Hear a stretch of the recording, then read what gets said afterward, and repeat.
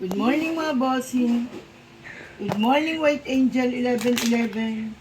Good morning sa iyo, Scorpio. Ang reading na ito para sa Scorpio sa buong September. Hindi lahat ay makaka-resonate sa reading na ito kung kaya't kunin mo lamang mga positive energy na para sa iyo. Ito ay gabay lamang. Kung kaya't i-apply mo sa iyong buhay. Good morning, Scorpio. Give me an energy for Scorpio. Give me an energy for Scorpio. Give me an energy for Scorpio. Good morning, Scorpio. Sinasabi rito, Scorpio, kung ikaw ay may hinihintay, ito ay malapit ng dumating. May minamanifest ka sa iyong buhay o hinihingi ka, nalabis mo na itong ikinadidisperado. So, sinasabi ng bara, huwag ka na madesperado at sinisiguro niyang malapit na itong dumating. Minimisa ito sa iyo ng malinaw na ang pera na inaantay mo, pera pala ito, no, Scorpio? Pera pa lang yung iniintay. Ano ba to? Nagpautang ka ba? Nangungutang ka ba? Aaprubahan na ang perang inaantay mo? O ito yung tinatawag na pension mo ba ito? Darating na daw. O yan, sinisiguro na ang karatingan. May pagbabagong magaganap sa iyong buhay ngayong September na ito. Sinasabi nga na kung ano may hinihintay mo, darating na raw ito. Sinasabi rin dito na marami kang kaibigan na tumutulong sa iyo, mga kamag-anak, na patuloy na nakasubaybay at nagbibigay ng lakas ng loob sa iyo. Sinasabi rito na kung ikaw ay napanghihinaan na ng loob, naway lumakas na muli ang iyong kalooban at tumapang na muli ang iyong sapagkat marami ka raw sorpresang darating ngayon, Scorpio. Sinasabi ito at minimensahe sa iyo ng ating baraha na patuloy raw tayong maghintay. Sabi ko nga, sa buhay natin, hindi totoo ang instant. Wala pong instant, mga bossing. Hindi po instant ang buhay. Sinasabi nga, kahit na nasa magandang profesyon ka na, wala pong instant. Magtatrabaho ka pa rin. Kahit po ikaw ang boss, kahit po ikaw ang pinaka-head nila, ikaw ang may-ari ng kumpanya, ikaw ang may-ari ng negosyo, wala pong instant. Magtatrabaho pa rin po tayo, mga bossing. At yan ang magiging resulta ng ating kasipagan sapagkat wala pong madalian. Maghihintay pa rin po tayo.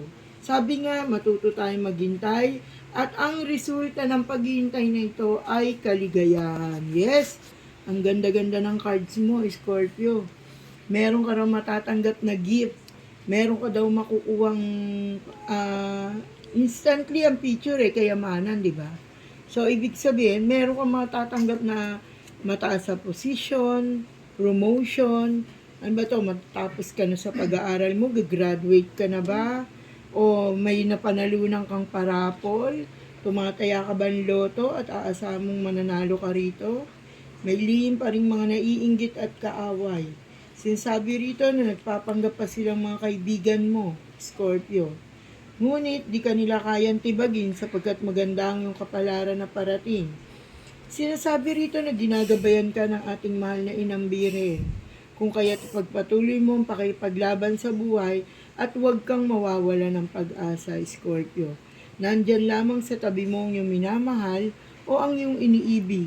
Sa mga binata at dalaga, huwag muna tayo mag-focus sa pag-ibig sa ngayon.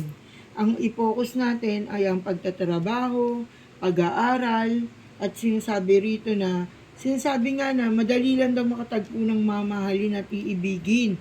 Kakagraduate mo pa lang. So, ibig sabihin, magtrabaho ka muna para sa iyong mga magulang, lalo na sa iyong nanay, na laging umaasa sa iyo. Sinasabi rin dito na mag-ingat sa kalusugan ng mga taong Scorpio na may edad na. Huwag masyadong abusuhin ang katawan. Sinasabi rito na kapag napagod, magpahinga. Sinasabi rin dito na lagi raw iinom ng vitamin kasi may hina na raw po ang mga resistensya ng mga may edad na, lalo na nasa 40 pataas. Mag-iingat na po, lalo na dahil umaatake po ang mga rayuma. Yan, nakikita pa po sa cards. mga rayuma, ubo, sipon, yan po ang mga karaniwan sakit, yung pong mga, andyan yung mga may high blood, diabetes, mag-iingat po tayo. Sinasabi na marami mga pagkakamali sa buhay ay may tutuwid na rin ito ngayon. Sinasabi na maraming humihingi ng tulong sa iyo, Scorpio, dahil ikaw ay may mabuting kalooban.